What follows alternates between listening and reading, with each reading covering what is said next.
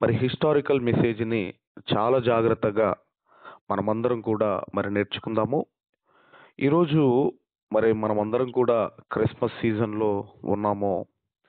అనేకమైన క్రిస్మస్ ప్రసంగాలు, అనేకమైన కోణాలలో మనం వింటూనే ఉంటున్నాము. ఎందుకంటే యేసుక్రీస్తు వారు ఈ భూమి మీదికి ఆయన రావలసిన కారణం ఏమిటి అన్నది అనేకమైన కోణాలలో, యాంగిల్స్‌లో మనమందరం కూడా వింటూనే ఉన్నాము. ఇక ఈరోజు మరొక కోణంలో మనమందరం కూడా ఆలోచన చేయబోతున్నాము. ఈ రోజుకు సబ్‌టైటిల్‌గా ఏంటిది అన్నప్పుడు, కాలము పరిపూర్ణమైనప్పుడు కాపరి వచ్చెనా అనే ఒక అద్భుతమైన సందర్భాన్ని బైబిల్‌లో నుండి మనమందరం కూడా ఆలోచన చేద్దాం. మరలా చెబుతున్నాను. కాలము పరిపూర్ణమైనప్పుడు కాపరి వచ్చెనా అనే అంశాన్ని ఈరోజు మనమందరం కూడా ఆలోచన చేద్దాము. మరి ఈ మాట ఎక్కడ ఉంది అన్నప్పుడు అందరం కూడా గలతీలకు రాసిన పత్రిక, అపోస్తుడైన పౌలు గారు గలతీలకు రాసిన పత్రిక 4వ అధ్యాయము 4వ వచనాన్ని మనమందరం కూడా చదువుకుందాం. గలతీలకు రాసిన పత్రిక 4వ అధ్యాయము 4వ వచనాన్ని చదువుకుందాం.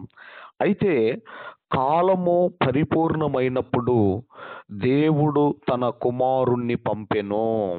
అయితే కాలము పరిపూర్ణమైనప్పుడు దేవుడు తన కుమారుణ్ణి పంపెను. దేవుడు తన కుమారుణ్ణి పంపెను అని మనమందరం కూడా చదువుకుంటున్నాము. అయితే కాలము పరిపూర్ణమైనప్పుడు అన్న పదాన్ని మనం చూస్తున్నాము. ఇంతకీ ఏ కాలము పరిపూర్ణమైనప్పుడు తన కుమారుణ్ణి దేవుడు పంపాడు? ఏ కాలము పరిపూర్ణమైనప్పుడు, ఏ కాలము పరిపూర్ణమైనప్పుడు తన కుమారుణ్ణి దేవుడు ఈ భూమి మీదికి లోకరక్షకుడిగా ఎందుకు పంపాడు అన్నది ఈరోజు చాలా జాగ్రత్తగా మనమందరం కూడా ఈ వచనాన్ని బేస్ చేసుకొని ప్రసంగం ఉంటుంది కాబట్టి జాగ్రత్తగా మనమందరం కూడా ఆలోచిద్దాము. ఇక యేసుక్రీస్తు వారు భూమి మీదకి రావాలి. యేసుక్రీస్తు వారు భూమి మీదకి రావాలి అంటే ఈ ప్రపంచము ఒక వేదికగా మారాలి. ఈ ప్రపంచము ఒక వేదికగా మారాలి. అబ్రహాము గారి దగ్గర నుంచి మనం ఆలోచన చేయగలిగితే, అబ్రహాము గారి తర్వాత 2000 సంవత్సరాల కాలం పట్టింది యేసుక్రీస్తు వారు ఈ భూమి మీదకి రావడానికి. అబ్రహాము గారి తర్వాత 2000 సంవత్సరాల కాలం పట్టింది యేసుక్రీస్తు వారు ఈ భూమి మీదకి రావటానికి. క్రీస్తుకు పూర్వము జరిగిన కొన్ని సంఘటనలు క్రీస్తుకు పూర్వము కొన్ని చూస్తాం మనము. వాటి ప్రభావమే క్రొత్త నిబంధనలో మనకు కనపడుతుంది. అయితే బైబిల్ గ్రంథంలో మనం ఆలోచన చేయగలిగితే, కీర్తనల గ్రంథము 21వ అధ్యాయము, కీర్తనల గ్రంథము దయచేసి 21వ అధ్యాయము 4వ వచనాన్ని మనమందరం కూడా చదువుకుందాం. కీర్తనల గ్రంథం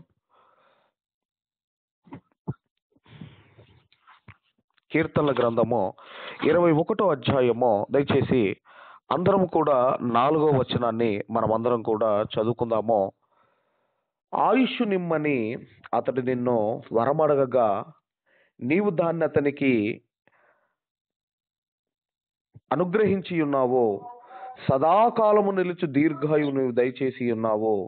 నీ రక్షణ వలన అతనికి గొప్ప మహిమ కలిగెను అని మనము ఇక్కడ చదువుకుంటున్నాము. దయచేసి ఇక్కడ మనము చూడగలిగితేనండి, ఇక్కడ ఈ కీర్తనల గ్రంథంలో మనం అందరం కూడా ఆలోచన చేయగలిగితే, ఇశ్రాయేలీలు ఒక జనాంగం మనందరికీ తెలుసు.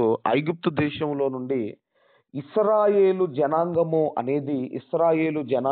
అనేది ఐగుప్తు దేశంలో నుండి బయటికి వచ్చిన తర్వాత మనం ఆలోచన చేయగలిగితే, ఆ ఇశ్రాయేలు జనాంగానికి దేవుడు ఒక చట్టం ఇచ్చాడు.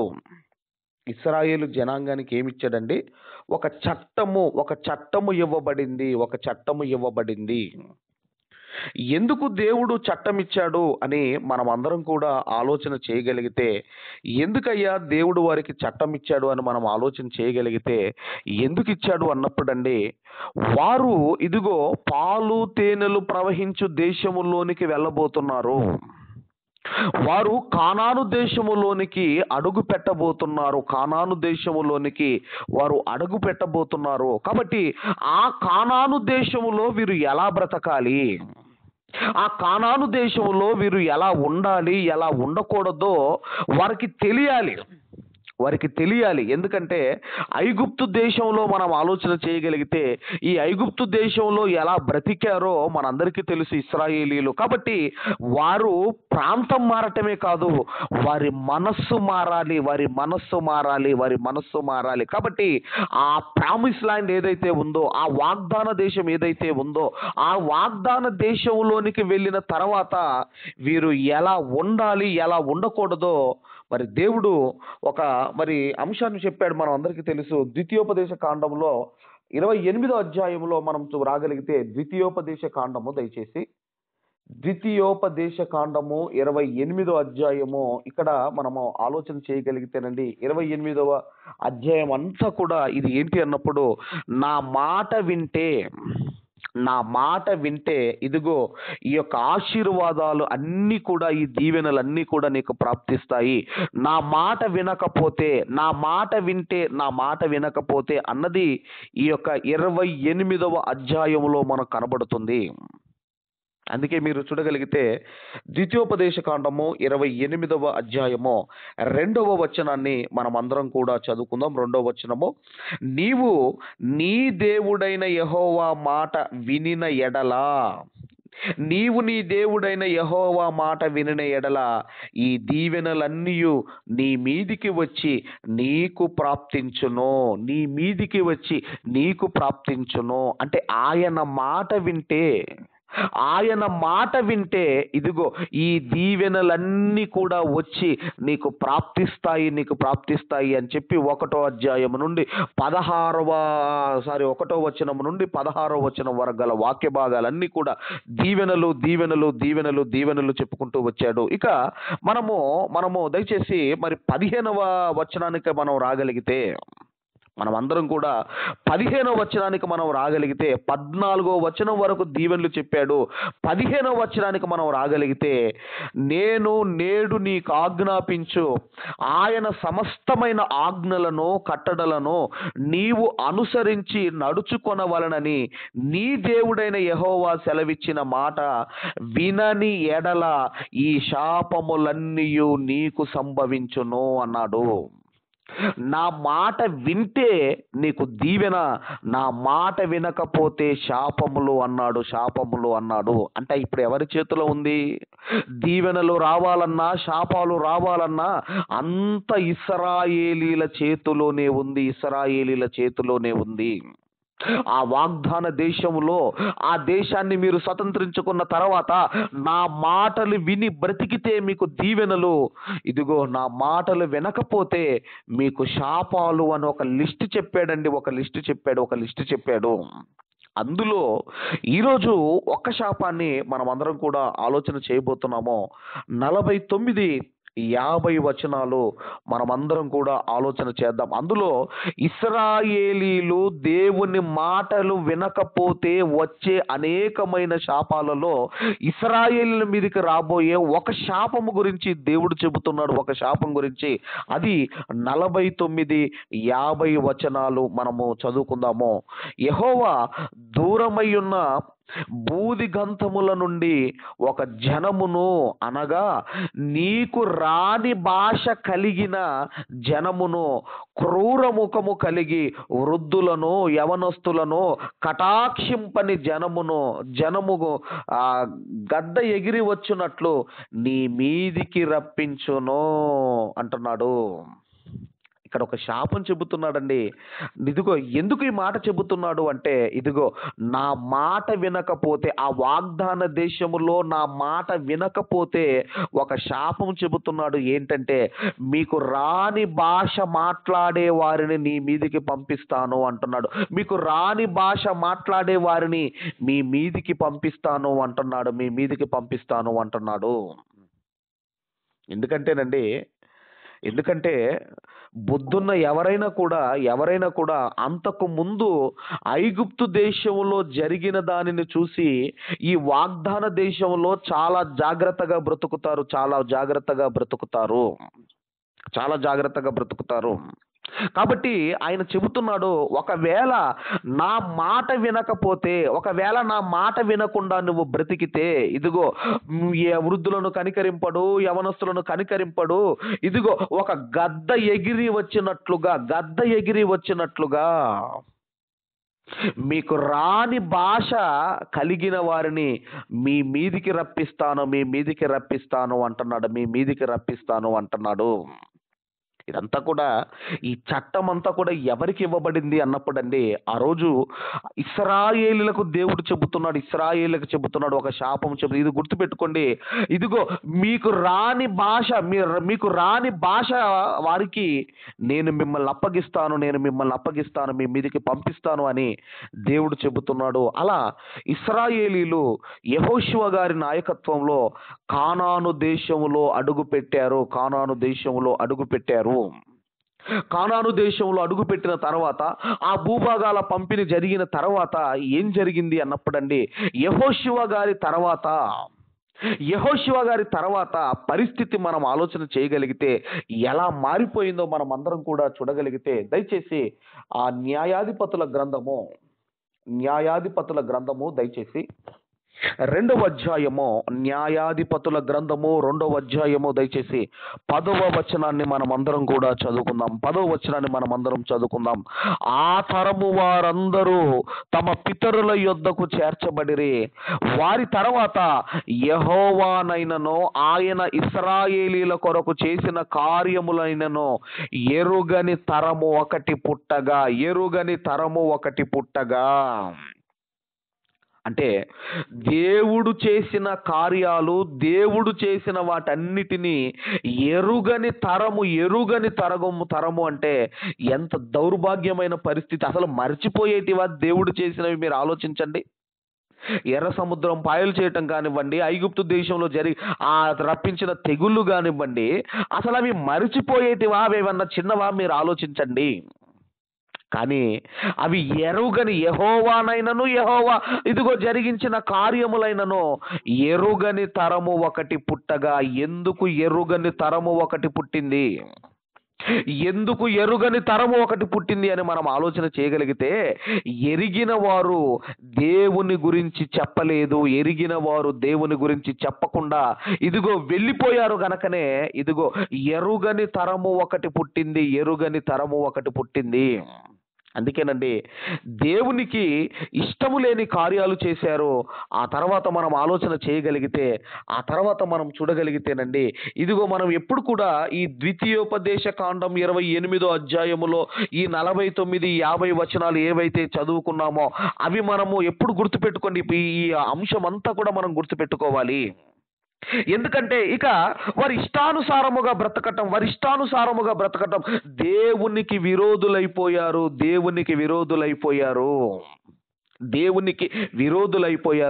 దాని పర్యవస్థానమే ఇదిగో శాపము వచ్చింది. ఆయన ఆల్రెడీ చెప్పాడు. ఏమని చెప్పాడు? ఇదిగో ఆ వాగ్దాన దేశములో నా మాట వినకపోతే మీకు రాని భాష కలిగిన వారిని, మీకు రాని భాష మాట్లాడే వారిని మీ మీదికి పంపిస్తాను అన్నాడు. ఆ శాపము ఇశ్రాయేలీల మీదికి ఆ తర్వాత రావటం అన్నది మనం చూస్తాము.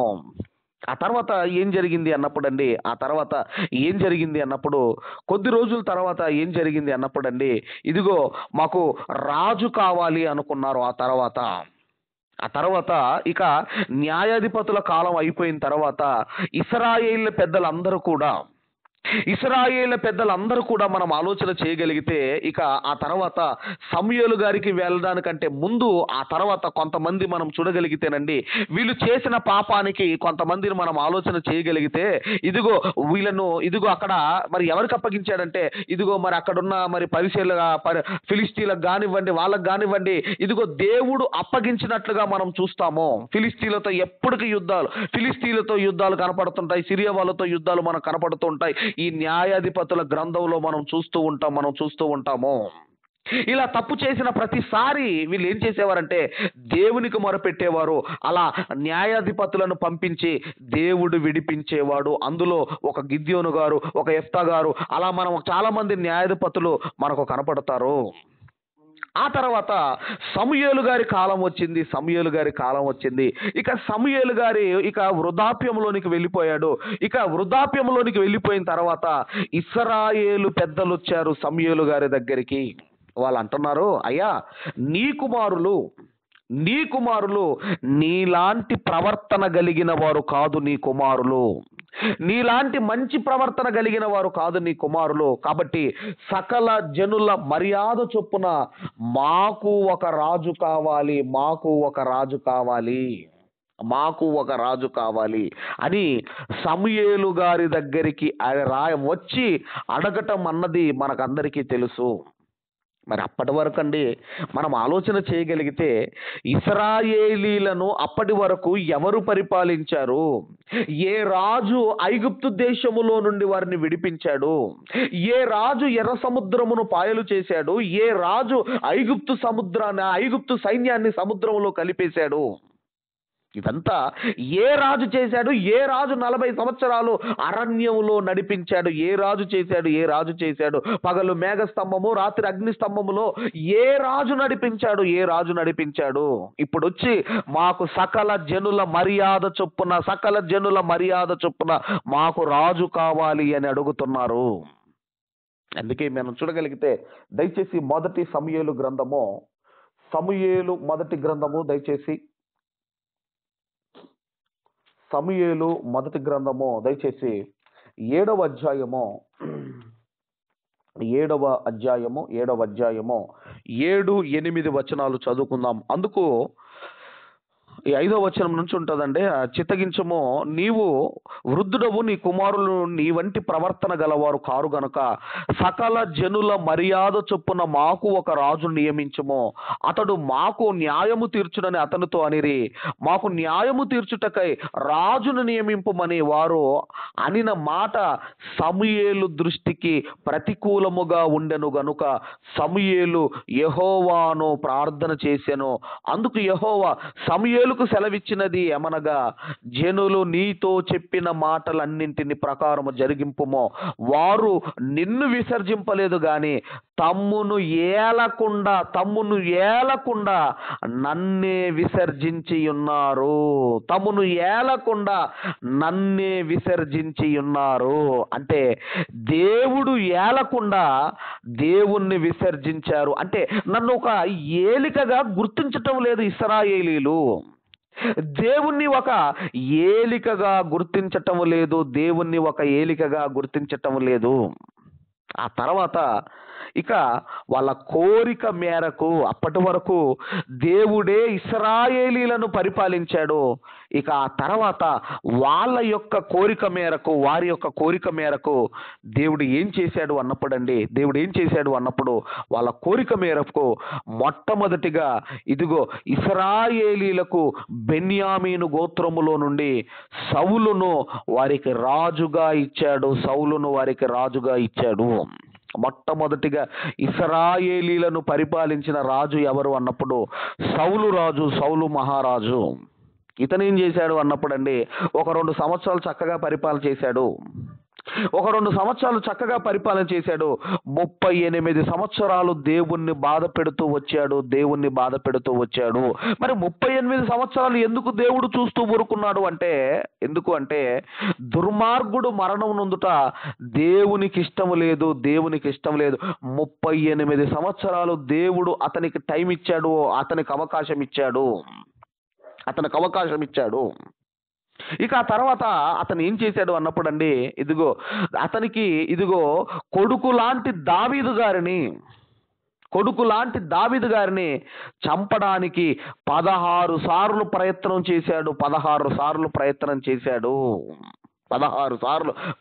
చేశాడు.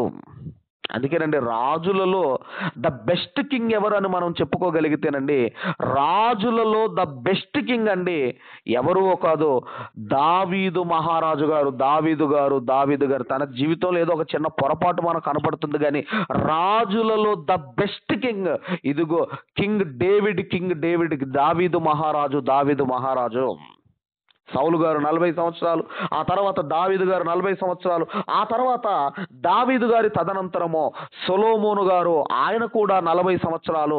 ఇక ఆయన మనం ఆలోచన చేయగలిగితే, సొలొమోను గారు రాజు అయిన తర్వాత మనం ఆలోచన చేయగలిగితే, ఇక ఆయన కూడా ఒక దశలో అజ్ఞానిగా మారిపోయాడు. జ్ఞానము కలిగిన సొలొమోను గారు ఒక దశకు వచ్చేసరికి అజ్ఞానిగా మారిపోయాడు. ఏ చేతులతో దేవుని మందిరాన్ని కట్టాడో ఆ చేతులతోనే ఇదిగో ఆయన విగ్రహాలకు బలిపీఠాల దగ్గర ఆయన బలులు అర్పించాడు. ఎందుకంటేనండి, ఒకవేళ మీరు రాజు కావాలని మీరు రాజును ఏర్పాటు చేసుకుంటే ఆ రాజు ఎలా పరిపాలన చేయాలో ధర్మశాస్త్రంలో రాయబడి ఉంది.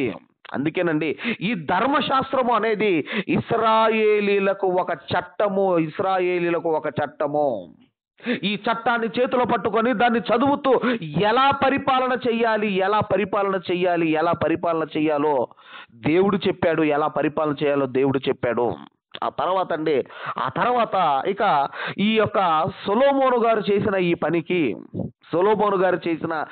పనికి ఇక మనం ఆలోచన చేయగలిగితే అక్కడ ఏమని రాయబడిందంటేనండి, రాజుల మొదటి గ్రంథం 11వ అధ్యాయంలో 2 మార్లు ప్రత్యక్షమయ్యాడు అని మనం చదువుకుంటాము. దేవుడు 2 మార్లు ప్రత్యక్షమయ్యాడు అని మనం చదువుకుంటాం. 2 మార్లు మనకు ప్రత్యక్షమయ్యాడు అని చదువుకుంటాం. ఒక్కసారి దేవుడు ప్రత్యక్షం కావటమే గగనము, అలాంటిది 2 మార్లు ప్రత్యక్షమై చెప్పినా ఇదిగో నీ మాట నేను వినను అన్న స్టేజ్కి వచ్చేసాడు సొలొమోను గారు.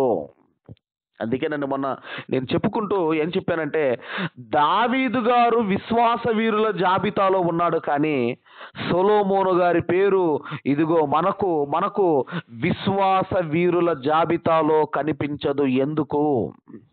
ఎందుకు కనిపించదు? దావీదు గారి పేరేమో ఇదిగో విశ్వాస వీరుల జాబితాలో దావీదు గారి పేరు కనపడుతుంటే సొలొమోను గారి పేరు ఎందుకు కనపడటం లేదు? ఎందుకు సొలొమోను గారు విశ్వాస వీరుడు ఎందుకు కాలేకపోయాడు అంటేనండి, దావీదు గారు పొరపాటు చేస్తే నాతాను ప్రవక్తను పంపించిన తర్వాత దావీదు గారు బుద్ధి తెచ్చుకొని వెంటనే దేవుని కాళ్ళు పట్టుకున్నాడు. అందుకే 51వ కీర్తన మనం చదువుకుంటాము. వెంటనే అయ్యా నీ పరిశుద్ధాత్మ నాలో నుండి తీసివేయకు, విరిగి నలిగిన హృదయం నీకు ఇష్టమైన బలి అని వెంటనే ఆయన ఏం చేశాడు అంటే తన తప్పును సరిదిద్దుకున్నాడు. ఒక నాతాను ప్రవక్త వెళ్ళి హెచ్చరిస్తే తన జీవితాన్ని సరిచేసుకున్నవాడు దావీదు గారు, తన జీవితాన్ని సరిచేసుకున్నవాడు. అందుకేనండి తనకు పుట్టిన ఒక కుమారునికి పెట్టుకున్నాడు, నాతాను అనే పేరు పెట్టుకున్నాడు. ఏ ప్రవక్త అయితే గర్దించాడో ఆ ప్రవక్త పేరు పెట్టుకున్నాడు, తన కుమారునికి ఆ ప్రవక్త పేరు పెట్టుకున్నాడు. ఆ తర్వాత మనం ఆలోచన చేయగలిగితే ఒక ప్రవక్త వెళ్ళి చెబితే తన జీవితాన్ని సరిచేసుకున్నాడు.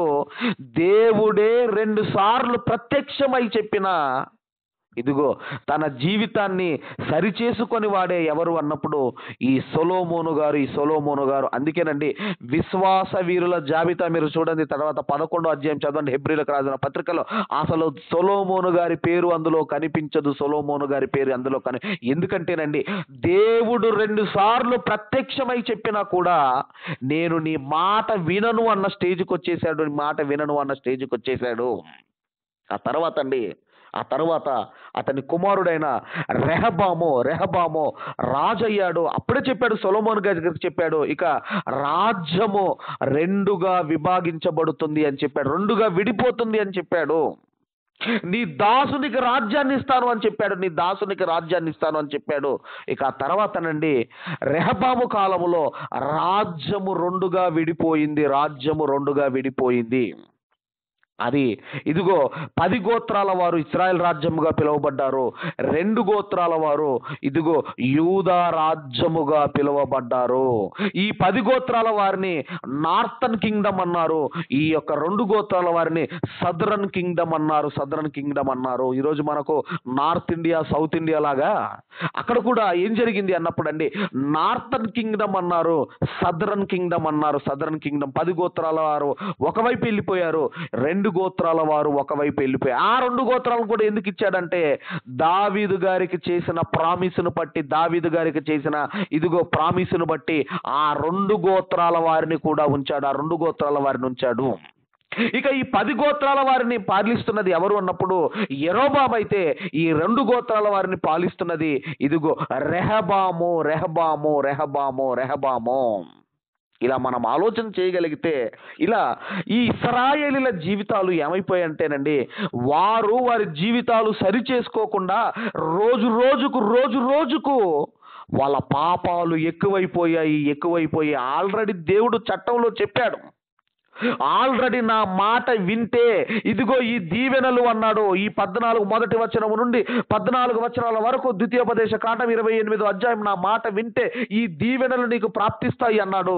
నా మాట వినకపోతే ఈ శాపములు నీ మీదికి వస్తాయి అన్నాడు. నీ శాపములు నీ మీదికి వస్తాయి అన్నాడు. కాబట్టి ఆ శాపాలు ఈ ఇశ్రాయేలీలు మర్చిపోయారు. ఎంతమంది ప్రవక్తలను పంపి చెప్పినా వారి బ్రతుకు మారలేదు. అందుకేనండి మొట్టమొదటిగా దేవుడు చెప్పిన ఒక శాపం ఏ గోత్రాల మీదకి వచ్చింది, ఎవరి మీదకి వచ్చింది అన్నప్పుడండి, ఈ ఇశ్రాయేలు రాజ్యం మీదికి, ఈ 10 గోత్రాల మీదికి ఆ శాపము రావటం అన్నది మనం చూస్తాము. ఏమని చెప్పుకున్నాం మనం? శాపం ఏమని చెప్పుకున్నామండి? ఏమని చెప్పాడు? మీకు రాని భాష మాట్లాడే వారికి మిమ్మల్ని ఇదిగో అప్పగిస్తాను అని చెప్పాడు. మిమ్మల్ని పంపిస్తాను అని చెప్పాడు. మీకు రాని భాష మాట్లాడే వారిని మీ మీదికి పంపిస్తాను అని చెప్పాడు. 49, 50 వచనాలలో మీకు రాని భాష మాట్లాడే వారిని మీ మీదికి పంపిస్తాను. వాళ్ళు వృద్ధులను, యవనస్తులను కనికరింపరు. జాలి, దయ, కరుణ అనేటివి ఏమీ ఉండవు అని చెప్పాడు. ఇక ఆ శాపం మొట్టమొదటిగా ఎవరి మీదికి వచ్చిందయ్యా అంటే, మొట్టమొదటిగా ఇదిగోనండి అది 10 గోత్రాలైన ఇశ్రాయేలీల మీదికి రావటము మనం చూస్తాము. అంతా మీకు చరిత్ర ఎందుకు చెబుతున్నాను అని మనం ఆలోచన చేయగలిగితే, ఈ చరిత్ర మనకి ఎందుకయ్యా అంటే, ఇదిగో కాలము పరిపూర్ణమైనప్పుడు అని మనం చదువుకుంటున్నాము. కాలము, ఇంతకీ ఏ కాలము పరిపూర్ణం కావాలి అన్నది ఈ చరిత్ర మనం ఆలోచించుకుంటూ వస్తున్నాం. గుర్తుపెట్టుకోండి దయచేసి, ఈ చరిత్ర మనము ఆలోచిస్తూ వస్తున్నాము. ఆ తర్వాతనండి క్రీస్తుకు పూర్వము 722లో, సుమారుగా క్రీస్తుకు పూర్వము 722లో ఈ 10 గోత్రాల వారిని అషూరీలకు దేవుడు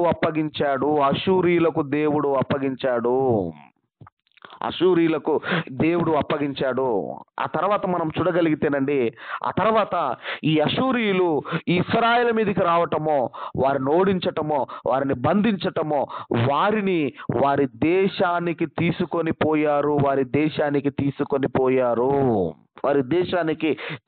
పోయారు.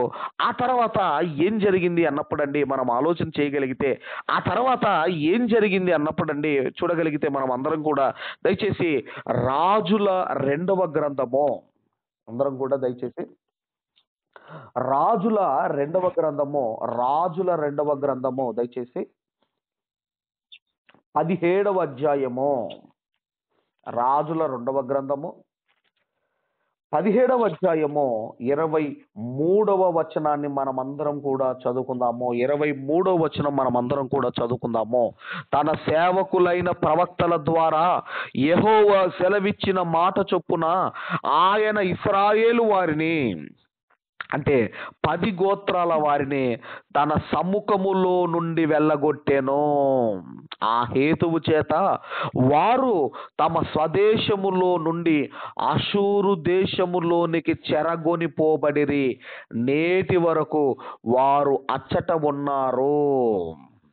ఇక్కడ మనం ఆలోచన చేయగలిగితే, ఇక్కడ మనం చూడగలిగితేనండి, ఇక్కడ ఒకటి మనం గుర్తుంచుకోవాల్సిన పాయింట్ ఏంటి అన్నప్పుడండి, ఇదిగో ఎవరు ఎవరి మీదికి అయినా వెళ్ళి ఇదిగో దాడి చేసినప్పుడు, ఎవరు ఒక దేశము మరొక దేశం మీదకి వెళ్ళి యుద్ధం చేసినప్పుడు, దాడి చేసినప్పుడు అక్కడున్న జనాలు 3 గ్రూపులుగా డివైడ్ అవుతారు. 3 గ్రూపులుగా డివైడ్ అవుతారు.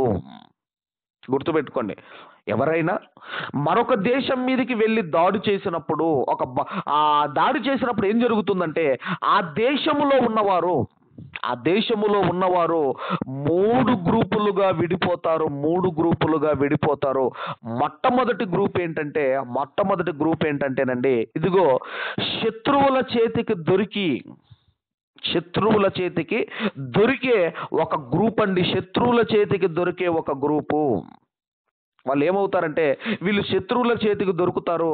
అందులో కొంతమందిని చంపుతారు, కొంతమందిని చెరలోనికి తీసుకొని వెళతారు. ఇది మొదటి గ్రూపు. అంటే ఏంటి ఈ గ్రూప్ అంటే, చెరలోనికి వెళ్ళే గ్రూపు. కొంతమందిని చంపుతారు, కొంతమందిని వాళ్ళు ఏం చేస్తారు అన్నప్పుడు చెరలోనికి తీసుకొని వెళతారు. ఆ తర్వాత రెండవ గ్రూప్ ఏంటి అన్నప్పుడు, ఇదిగో మన మీదికి పలాని దేశము దాడి చేయబోతుంది అని అక్కడ నుంచి వాళ్ళు ఏమవుతారు అన్నప్పుడండి, వాళ్ళు ఏం చేస్తారు అన్నప్పుడండి, ఇదిగో వాళ్ళు ఒక సేఫ్ జోన్లోకి, అంటే వాళ్ళు వేరే ప్రాంతాలకు పారిపోతూ ఉంటారు. అంటే ఎక్కడైతే సేఫ్టీ ఉంటుందో, ఎక్కడైతే ఇదిగో వాళ్ళు క్షేమంగా ఉంటారో అలాంటి ప్రాంతాలకు పారిపోతూ ఉంటారు. ఇది రెండవ గ్రూప్. ఇది మన మణిపూర్లో జరుగుతూ ఉంది కదండి. మన మణిపూర్లో ఇది జరిగినప్పుడు చాలా మంది మణిపూర్ రాష్ట్రాన్ని విడిచిపెట్టి వలస వెళ్ళిపోయారు. ఎందుకు కొంతమంది చనిపోయారు, కొంతమంది వలసలోనికి ఎందుకు వెళ్ళిపోయారంటే, ఎక్కడైతే సేఫ్టీ ఉంటుందో అక్కడికి వెళ్ళిపోతారు. మనం చూడగలిగితే ఒక వాటర్లో ఒక బకెట్ కానివ్వండి, ఒక పాత్రలో ఒక గిన్నెలో వాటర్ ఉన్నప్పుడు అందులో ఒక రాయి వేస్తే నీళ్లు ఎలాగైతే ఇదిగో అవి బయటికి వస్తాయో, అలాగే ఒక దాడి జరగబోతున్నప్పుడు ఎక్కడైతే సేఫ్టీ ఉంటుందో అక్కడికి పారిపోయేవారు రెండో గ్రూప్ వారు. ఇక మూడో గ్రూప్ వారు ఎవరు అన్నప్పుడండి, పారిపోవడానికి చేతగాక ఇక్కడ ఉంటే బ్రతుకుతామో, పోతాము అనుకొని ఆ ప్రాంతంలోనే విడిచిపెట్టకుండా ఉండేవారు మూడో గ్రూప్ వారు. కాబట్టి ఎప్పుడు కూడా ఏ దాడి జరిగినా ఈ 3 గ్రూపుల వారు మనకు కనపడతారు. ముందుగా చెరలోనికి వెళ్ళేవారు, రెండవది చెదిరిపోయేవారు, మూడవది అక్కడే ఉండేవారు. ఉంటాం, పోతాం అనుకొని అక్కడే ఉండేవారు. ఈ 3 గ్రూపులు మనకు కనపడతాయి. కాబట్టి ఇక్కడ మనం చూడగలిగితేనండి, ఇప్పుడు 10 గోత్రాల వారు, ఇప్పుడు 10 గోత్రాల ఇశ్రాయేలీలు, ఒకటిగా ఉన్న ఇశ్రాయేలీలు ఎప్పుడైతే అషూరీయులు వారి మీదికి వచ్చారో 3 గ్రూపులుగా డివైడ్ అయ్యారు. ఇక తర్వాత ఏం చేశాడు అన్నప్పుడండి, ఏం జరిగింది అన్నప్పుడు, ఈ అషూరు రాజు ఏం చేశాడంటే, అక్కడ ఆ దేశంలో ఉన్నవారిని, ఇజ్రాయెల్ దేశంలో ఉన్నవారిని తన దేశానికి తీసుకువెళతాడు. ఇక వేరే వారిని ఆ దేశంలో పెడతాడు. అదే మనం చదువుకుంటాము. దయచేసి 24వ వచనాన్ని మనం చదువుకుందాము. అదే రాజుల రెండవ గ్రంథము దయచేసి 17వ అధ్యాయము 24వ వచనం మనం చదువుకుందాము. అషూరు రాజు బబులోను, కూత, హమాతు, సెపరాయిము అను దేశములో నుండి జనులను రప్పించి ఇశ్రాయేలు వారికి మారుగా షోమ్రోను పట్టణములో ఉంచెను గనుక వారు షోమ్రోను దేశమును స్వతంత్రించుకొని దాని పట్టణములలో కాపురము చేసిరి అని మనం చదువుకుంటున్నాము. ఈ అషూరుకు ఈ అషూరుకు రాజధాని ఏంటన్నప్పుడండి నినివే పట్టణము. నినివే అనేది అషూరుకు రాజధాని. ఇక ఇస్రాయేలీలనేమో అషూరు ప్రాంతానికి తీసుకొని వెళతాడు. ఇక ఇక్కడున్న ఈ 5 జాతుల వారిని షోమ్రోను అంటే ఇస్రాయేలీలకు రాజధాని షోమ్రోను. షోమ్రోను ఈ 5 జాతుల వారిని తీసుకొని వెళ్ళి ఇజ్రాయేలు దేశంలో పెడతాడు. ఇప్పుడు అక్కడ ఒక జాతి, ఒక గ్రూప్ ఉంటుందని మనం చదువుకున్నాం కదండి. ఏంటా గ్రూపు? ఇదిగో ఉంటే ఉంటాము, వెళ్ళిపోతే మనం పోతాము అనుకొని అక్కడే ఉండే ఒక గ్రూపు ఉంటుంది అని మనం మూడో గ్రూప్ అని మనం విన్నాము. ఆ తర్వాత ఏం జరిగింది అన్నప్పుడు, ఎప్పుడైతే ఈ అన్యులు వెళ్ళారో ఈ అన్యులను ఇస్రాయేలీ అన్యులు వివాహము చేసుకోవటం ప్రారంభమైంది. వివాహ బంధాన్ని వాళ్ళు ఏర్పరచుకున్నారు. ఇస్రాయేలీలు ఈ అన్యులతో వివాహ బంధాన్ని ఏర్పరచుకున్నారు. కానీ ధర్మశాస్త్రంలో దేవుడు చెప్పాడు, ఇస్రాయేలీలను మాత్రమే వివాహం చేసుకోవాలి అని ధర్మశాస్త్రంలో దేవుడు చెప్పాడు. మీరు అన్య స్త్రీలను వివాహం చేసుకోకూడదు అని దేవుడు చెప్పాడు. కానీ ఇస్రాయేలీలు అన్యులను వివాహమాడి ఆ వివాహమాడిన వారికి పుట్టిన జనాంగమే ఎవరో కాదు, సమరయులు.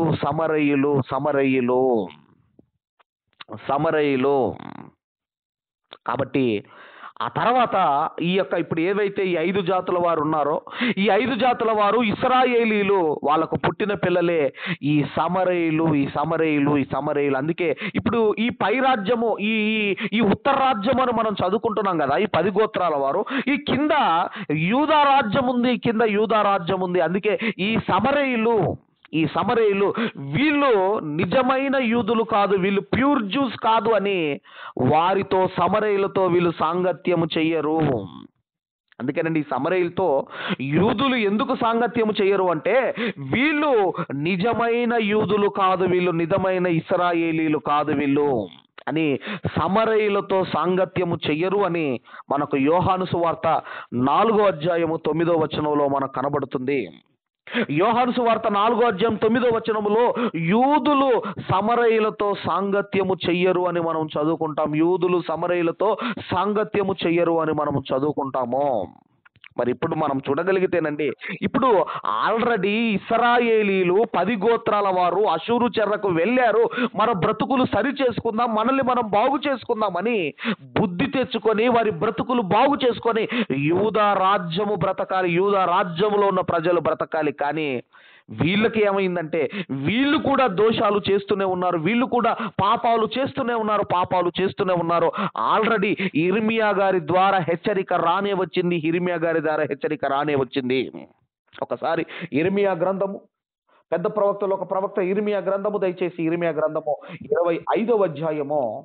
25వ అధ్యాయము దయచేసి 11వ వచనాన్ని మనం చదువుకుందాము. ఇర్మియా గ్రంథం 25వ వచనాన్ని మనం చదువుకుందాము. ఈ దేశమంతయు పాడుగాను నిర్జనముగాను ఈ జనులు 70 సంవత్సరములు బబులోను రాజుకు దాసులుగా ఉందురు. అని ఇర్మియా గారి ద్వారా దేవుని హెచ్చరిక రానే వచ్చింది. యూదా రాజ్యం మీదకి దేవుని హెచ్చరిక రానే వచ్చింది. అప్పటికి ఇశ్రాయేలీలు చెరలోనికి వెళ్ళిపోయారు కదండి.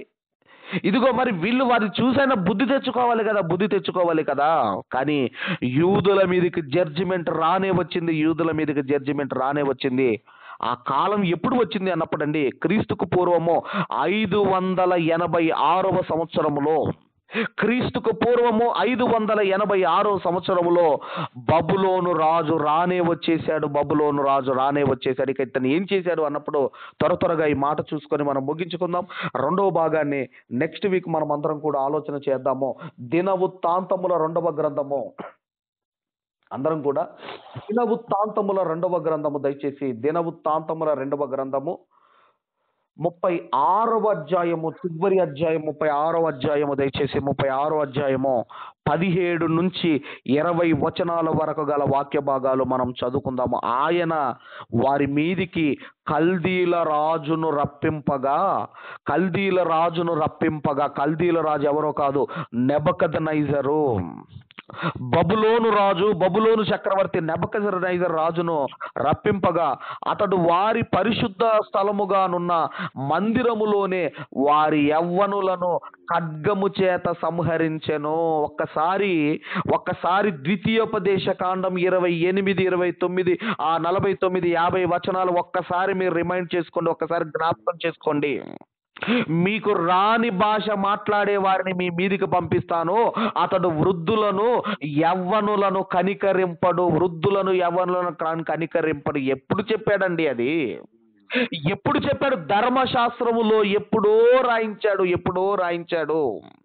నా మాట వినకపోతే, ఇదిగో ఈ శాపం అన్నాడు. నా మాట వినకపోతే ఈ శాపం అన్నాడు. అది కన్నులారా మనకు కనబడుతూనే ఉన్నది.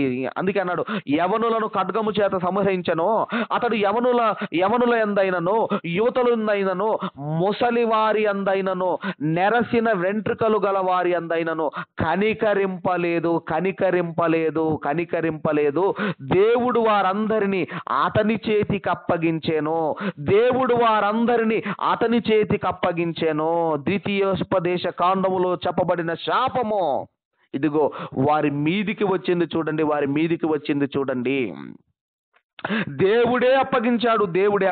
18వ వచనము, మరియు బబులోను రాజు పెద్దవేమి చిన్నవేమి దేవుని మందిరపు ఉపకరణములన్నింటినీ, యెహోవా మందిరపు నిధులలోదేమి, రాజు నిధులలోదేమి, అధిపతుల నిధులలోదేమి దొరికిన ద్రవ్యమంతయు బబులోనుకు తీసుకొని పోయెను. ఇర్మియా గారు చెప్పింది అక్షరాల నెరవేరుతుంది. చూడండి, ఇర్మియా గారు చెప్పింది అక్షరాల నెరవేరుతుంది. ఆ తర్వాత 19-20 వచనాలు కూడా చూడగలిగితే, అదియుగాక కల్దీలు దేవుని మందిరమును తగలబెట్టి యెరూషలేము ప్రాకారములను పడగొట్టి దాని యొక్క నగరులన్నింటినీ కాల్చివేసిరి. దానిలోని ప్రశస్తమైన వస్తువులన్నింటిని బొత్తిగా పాడు చేసిరి. ఖడ్గము చేత హతులు కాకుండా తప్పించుకొనిన వారిని అతడు బబులోనుకు తీసుకొని పోయెను. రాజ్యము పారసికుల దగు వరకు వారు అక్కడనే ఉండి అతనికిని అతని కుమారులకును దాసులయ్యిరి. ఇక్కడ మనం ఆలోచన చేయగలిగితే, ఇదిగో ఇక్కడ కూడానండి, బబులోను రాజు దాడి చేసినప్పుడు ఇక్కడ కూడా యూదులు 3 గ్రూపులుగా డివైడ్ అయ్యారు. ఏంటా గ్రూప్ అన్నప్పుడు, ఒకటి చెరలోనికి వెళ్ళిపోయిన వారు, రెండవది చెదిరిపోయిన వారు, మూడవది అక్కడనే ఉన్నవారు. కాబట్టి మనం ఆలోచన చేయగలిగితే, ఇదంతా నేను మీకు ఎందుకు చెబుతున్నాను అన్నప్పుడు అండి, కాలము పరిపూర్ణమైనప్పుడు దేవుడు తన కుమారుణ్ణి పంపెను అని మనం చదువుకుంటాం. ఇంతకీ ఏ కాలము పరిపూర్ణము కావాలి అన్నది మనం అందరం ఆలోచిస్తున్నాము. అందులో భాగంగానే దేవుడు చెబుతున్నాడు, నా మాట వింటే దీవెనలు, నా మాట వినకపోతే శాపములు అన్నాడు. అందులో ఒక శాపము ఇదిగో అటు ఇశ్రాయేలు మీదకి కానివ్వండి, ఇటు యూదుల మీదకి కానివ్వండి రావటము అన్నది మనం చూస్తున్నాం. వాళ్ళకు వచ్చింది కదండి, ఆల్రెడీ వాళ్ళకు వచ్చింది కదా. వాళ్ళ పాపాలు ఎక్కువైపోయి వాళ్ళు దేవుణ్ణి విసర్జించి దేవునికి విరోధులైతే మొట్టమొదటిగా క్రీస్తుకు పూర్వం 722లో సుమారుగా వాళ్ళ మీదికి వచ్చింది కదా. అది చూసైనా యూదులు బుద్ధి తెచ్చుకోవాలి. కానీ వీళ్ళ పాపాలు ఎక్కువైపోయేసరికి వీళ్ళను కూడా దేవుడు బబులోను రాజుకు అప్పగించాడు. కాబట్టి దేవుడు చెప్పాడు అంటే అది ఖచ్చితంగా నెరవేరుతుంది. అందుకేనండి, మీరు దేశం మారటం కాదు, మీరు ప్రాంతం మారటం కాదు, మీ మనస్సులు మారాలి. మరి ఆ దేశానికి వెళ్ళిన తర్వాత మీరు ఎలా బ్రతుకుతారు? అందుకే వాళ్ళకు ఒక చట్టము, ధర్మశాస్త్రము అనే ఒక చట్టం వాళ్ళకి ఇవ్వబడింది, ఇలా బ్రతకాలి అని. కాబట్టి ఆ తర్వాత మనం ఆలోచన చేయగలిగితేనండి, ఇలా ఏం జరిగింది అన్నప్పుడు రెండు రాజ్యాల వారు చెరలోనికి వెళ్ళిపోయారు. ద్వితీయోపదేశ కాండములో చెప్పబడినట్లుగా ఇప్పుడు మనం ఆలోచన చేయగలిగితే ఎక్కడ ఎన్ని వేల సంవత్సరాలు ఉన్నామంటే ఇప్పుడు మనము 586 సంవత్సరాలు, ఇప్పుడు మనము 586 సంవత్సరాలు, 586 సంవత్సరం దగ్గర ఇప్పుడు మనం ఉన్నాము. ఇప్పుడు మనకు తెలియవలసిన చరిత్ర ఏంటంటే ఇంకా 1500, ఇంకా సుమారుగా 1400 సంవత్సరాల చరిత్ర మనకు తెలియాలి. ఇప్పుడు మనము ఇదిగో 500 చరిత్ర వరకు మనం వచ్చి 500 సంవత్సరాల చరిత్ర వరకు వచ్చాము. ఇంకా మనకు తెలియవలసిన చరిత్ర ఉన్నది. ఆ చరిత్ర మనము మరి దేవుని చిత్తమైతే నెక్స్ట్ వీక్ దీన్ని కంటిన్యూ చేసుకుందాము. ఏ కాలము పరిపూర్ణమైనప్పుడు దేవుడు తన కుమారుని పంపెను, ఆ కాలములోనే ఎందుకు పంపాడు అన్నది నెక్స్ట్ వీక్ మనం అందరం కూడా దీన్ని రివీల్ చేసుకుందాము. దేవుడి మాటలు మన హృదయాల్లో ఇదిగో ఫలింపజేయునుగాక, మనందరిని దీవించి ఆశీర్వదించునుగాక. ఆమేన్. ఆమేన్. ఆమేన్.